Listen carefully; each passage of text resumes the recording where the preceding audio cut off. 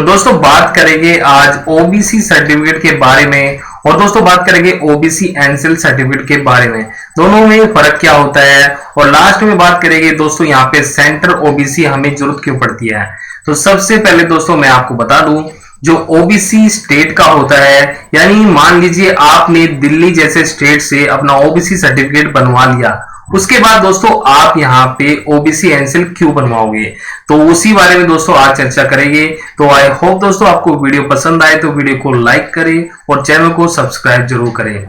यहाँ पे दोस्तों बात कर लेते हैं कि ओबीसी सर्टिफिकेट की हमें जरूरत पड़ती क्यों है। पहले आपको बता दें कि ओबीसी की फुल फॉर्म होती है अदर बैकवर्ड क्लास, यानी दोस्तों वंचित ग्रुप। जो दोस्तों यहाँ पे पिछड़ी जाति से आते हैं दोस्तों, उन्हीं को दोस्तों ओबीसी सर्टिफिकेट बनवाने की जरूरत पड़ती है। यानी कि ओबीसी सर्टिफिकेट वही आदमी बनवा सकता है जो ओबीसी कैटेगरी में आता है और उसकी आय का कोई सोर्स यहाँ पे नहीं मांगा जाता। वो कोई भी हो सकता है, गवर्नमेंट सर्वेंट भी हो सकता है, प्राइवेट क्षेत्र में काम करने वाला भी हो सकता है, बिजनेसमैन भी हो सकता है, या आम दुकानदार भी हो सकता है। ये सिर्फ समाज में दोस्तों सिर्फ जाति यहाँ पे दिखाने के लिए, सिर्फ यहाँ पे समाज को बताने के लिए कि मैं ओबीसी सर्टिफिकेट यानी ओबीसी की लिस्ट में आता हूँ, पिछड़ी जाति में आता हूँ, कोई भी व्यक्ति इसको इजीली बनवा सकता है। ठीक है, इसी के साथ दोस्तों मैं आपको एक चीज और बता दूं कि जो भी ओबीसी 8 लाख रुपए से ज्यादा इनकम कमाता है, चाहे वो गवर्नमेंट क्षेत्र में हो या फिर प्राइवेट क्षेत्र में हो, उनके पिताजी या फिर उनकी माताजी या वो खुद यहाँ पे इनकम का सोर्स उसका अच्छा है, 8 लाख से ज्यादा पैसे कमाता है, तो वो क्रिमिलेयर के दायरे में आती है। तो यहाँ पे दोस्तों वो क्रिमिलेयर ओबीसी माने जाते हैं। तो उसी तरीके से दोस्तों एक होता है क्रिमिलेयर ओबीसी।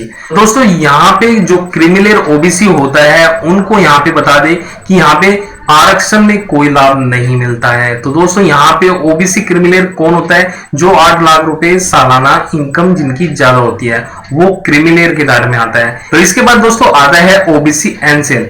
यहाँ पे देखिए ओबीसी एनसीएल दोस्तों उस सर्टिफिकेट को बोलते हैं, इनकी जरूरत पड़ती किसके है। दोस्तों सबसे पहले आपको बता दें, ओबीसी सर्टिफिकेट आपका बना होना चाहिए किसी भी स्टेट से, तब आप नॉन क्रिमिलेयर सर्टिफिकेट को अप्लाई कर सकते हो। यहाँ पे दोस्तों नॉन क्रिमिलेयर का मतलब होता है आर्थिक रूप से कमजोर व्यक्ति।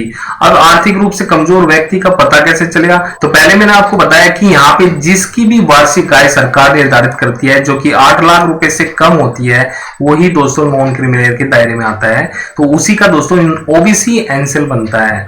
यहाँ पे दोस्तों इनको सभी चीजों में आरक्षण मिल जाता है, जैसे कि आपको स्कूल, कॉलेज और सरकारी नौकरी में। यहाँ पे आप देख सकते हो, यहाँ पे ओबीसी एनसीएल सर्टिफिकेट जिसके पास होता है, यहाँ पे स्कूल कॉलेज में आपको दाखिले के लिए, यहाँ पे दोस्तों सरकारी नौकरियों में दोस्तों आरक्षण आपको मिल जाता है पूरा। इसी के साथ दोस्तों कुछ पैरामीटर यहाँ पे देखने को मिलते हैं।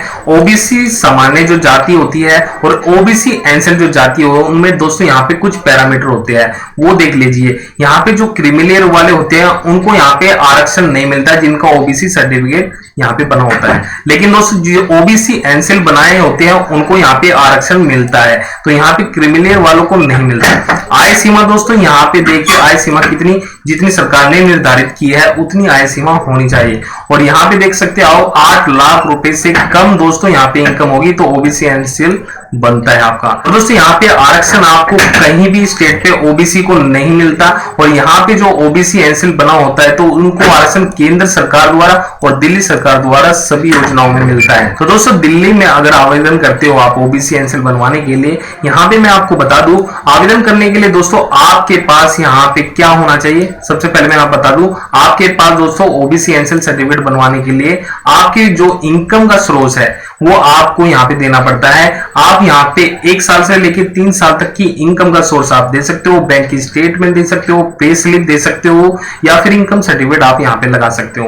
और दोस्तों आपको एक जाति प्रमाण पत्र यानी ओबीसी कास्ट सर्टिफिकेट आपका स्टेट का बना होना चाहिए, जो कि सामान्य जो मैंने आपको बताया वो होना चाहिए। और यहाँ पे आपको रेजिडेंट प्रूफ के लिए कोई भी Aadhaar card, voter card, electricity bill आपके पास होना चाहिए। ये डॉक्यूमेंट आपको जमा होने के बाद आपका यहाँ पे सर्टिफिकेट बन जाता है ओबीसी एनसीएल।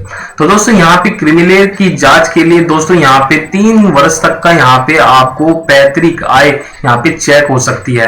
कहीं आप यहाँ पे गलत तरीके से ओबीसी एनसीएल बनवा तो नहीं रहे हो। तो दोस्तों ध्यान देने वाली एक बात और है दोस्तों, यहाँ पे अगर केंद्र सरकार या फिर दिल्ली सरकार की जो नौकरियां निकलती है या फिर एजुकेशन डिपार्टमेंट में आप किसी स्कूल कॉलेज में एडमिशन दाखिला लेते हो तो यहाँ पे ओबीसी एनसीएल का जो कोटा आपको मिलता है वो सब यहाँ पे अलग अलग हो सकता है। यानी दिल्ली सरकार का और केंद्र सरकार का जो भी कोटा आपको मिलता है यहाँ पे अलग अलग हो सकता है।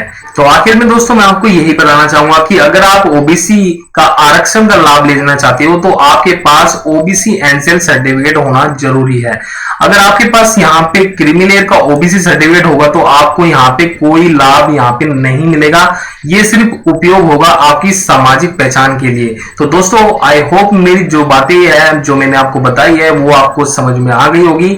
ओबीसी सर्टिफिकेट जो होता है वो सामाजिक पहचान के लिए होता है और जो ओबीसी एनसीएल होता है वो आरक्षण का लाभ लेने के लिए होता है। आई होप दोस्तों वीडियो आपको पसंद आई होगी। वीडियो अगर पसंद आई है तो वीडियो को लाइक करें और चैनल को सब्सक्राइब करें और भी वीडियो आपको मिलती रहेगी।